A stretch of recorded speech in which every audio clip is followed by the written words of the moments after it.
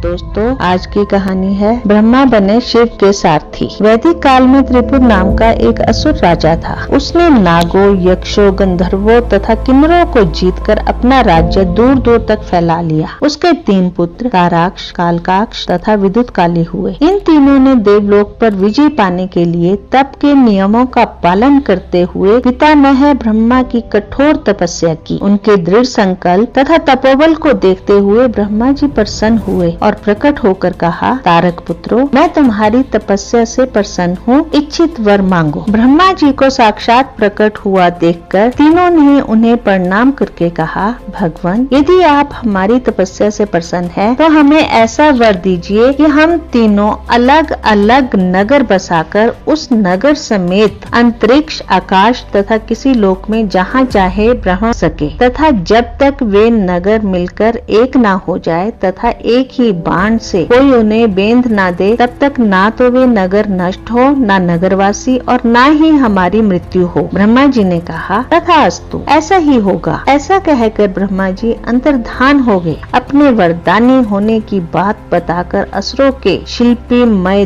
दानव को 3 पुर बनाने का आदेश दिया। मय ने अपने शिल्प तथा माया से 3 नगर, एक सोने का, एक चांदी का तथा एक लोहे का बनाया। तीनों पुर बन जाने पर एक पुर देवलोक, एक पुर मृत्युलोक और एक पुर पाताल लोक में उन तीनों पुत्रों ने स्थापित किए। तीनों पुरों का स्वामी हो जाने पर उनका पिता त्रिपुरासुर कहलाया। इस प्रकार तीनों दैत्यों ने अपने बल और मायावी कौशल से तीनों लोकों पर अपना अधिकार जमा लिया। युद्ध में उनका किसी प्रकार नाश नहीं हो सका था। वरदान के मद में चूर होकर वे तीनों लोकों में अत्याचार करने लगे। ऋषियों, ब्राह्मणों के आश्रम नष्ट कर दिए गए। देवगण प्राण बचाकर इधर उधर छिपने लगे। त्रिपुरासुर तीनों लोकों में अपने वरदानी पुत्रों के साथ उत्पात मचाता रहा। उनके वरदानी नगर अभेद्य थे। जब बचने का कोई उपाय नहीं रहा तो ऋषि और देवता प्रजापति ब्रह्मा के पास गए और उन दैत्यों के उत्पात तथा अत्याचार की कहानी बताते हुए कहा कि असुरों की आदतों को जानते हुए भी आप इन्हें इस तरह का वरदान दे देते हैं कि हम सबका जीना और रहना दूभर हो जाता है। अब इस संकट से मुक्ति का उपाय भी बताएं। देवों ऋषियों का कष्ट सुनकर ब्रह्मा जी भी दुखी हुए और कहा, अपने दिए वर का फल मैं भुगत रहा हूँ। मेरे प्रति भी अपराध करने से वे चूक नहीं रहे हैं। सब मिलकर कैलाश स्थित भगवान शिव के निवास पर गए। देवता, ऋषियों तथा ब्रह्मा को एक साथ आया देखकर शिव बड़े प्रसन्न हुए। सबका आदर सत्कार कर आने का कारण पूछा। ब्रह्मा ने कहा, सर्वेश्वर, तीनों लोगों पर एक संकट आ पड़ा है। त्रिपुरासुर के 3 पुत्रों को मैंने एक अमोघ वर दे दिया है। आपके सिवा कोई भी इस संकट से उद्धार नहीं कर सकता। उन तीनों पुरियों के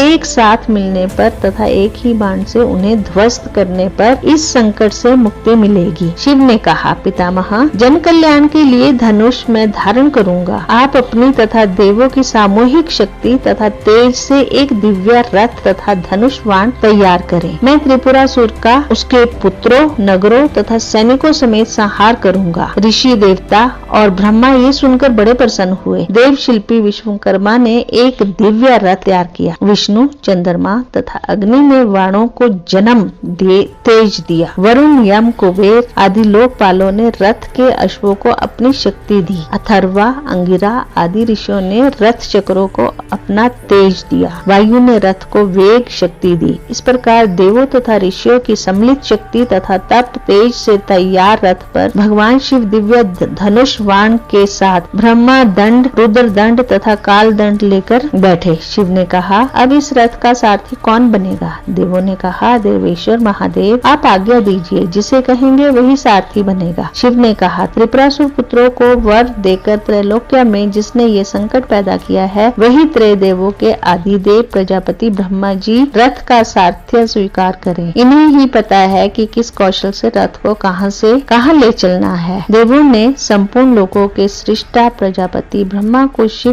के रथ का सारथी बनाया। भगवान शिव का रथ आकाश मंडल में उड़ चला। शिव के प्रलयकारी अस्त्रों शस्त्रों के प्रभाव से जब त्रिपुरासुर की तीनों पुरियां अलग अलग नष्ट होने लगी, तो तीनों अपनी तथा अपने नगरों की रक्षा के लिए भूमंडल पर एकजुट होकर शिव का सामना करने लगे। ब्रह्मा ने उन तीनों को एक साथ एकजुट होते देखा तो रथ को बड़ी बड़े वेग से संयुक्त पुरों के सामने कर दिया और भगवान शिव से कहा, सर्वेश्वर, त्रिपुरासुर के समूल वंश नाश का अवसर आ गया है। तीनों पुर इकट्ठे होकर आपका सामना कर रहे हैं। अब आप शर संहार कीजिए और इन असुरों को मारकर त्रैलोक्य की रक्षा कीजिए। शिव ने देखा कि त्रिपुरासुर अपने पुत्रों तथा समस्त आसुरी सेना के साथ अस्त्र शस्त्रों से प्रहार कर रहा है। शिव ने अपने धनुष की प्रत्यंचा खींची और पाशुपत अस्त्र चढ़ाकर जो छोड़ा तो प्रलयकारी रथ के साथ तीनों पुरों से टकराया। पाशुपत